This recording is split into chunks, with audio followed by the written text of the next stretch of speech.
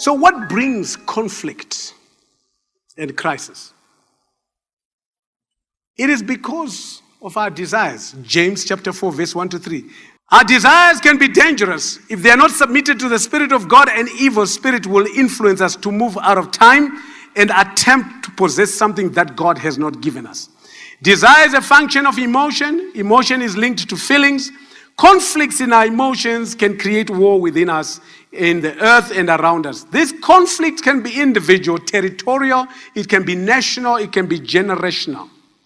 What causes our conflict? I mean, Zimbabwe has never been in a war since 1979. But there is a consequence around us that looks like a nation that has been at war. It means that there were some selfish desires that prevailed because we are not short of reserves. And when you look at yourself as well, you are not short of reserves. It is because there is a conflict of your desires versus where God wants you to go. Now, we then become victims. When we become victims, there is a self-pity that comes in our hearts and minds. Even if we are the ones who made the mistakes, even if it was our fault, we have a self-pity. When we are on our own, we actually accept the fact that, well, I made the mistake. I'm suffering the consequences of my mistakes.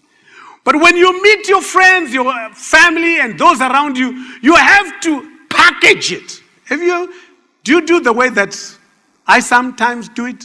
I package it in such a way that I will cause you to feel sorry for me. Now, the problem with self-pity, it doesn't stop there. It leads you to entitlement. So when you are feeling victim, you also start feeling you are entitled to not only what you are entitled to, not only what you have, but you're entitled to more because now you're a victim. So you become consumptive in behavior. Now, entitlement never gets you to progress and development. Entitlement is actually consumptive by nature because it's feeding a need. Now, it doesn't stop there. It gives you a cancer called corruption. Now, the corruption that is in our country is because there is a handful of people who feel that they are entitled to the resources of this country.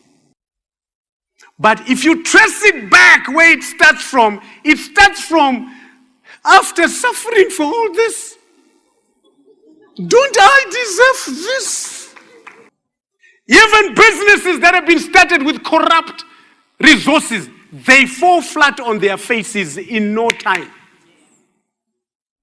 Because the self-pity is a consumptive behavior. You are meeting a need.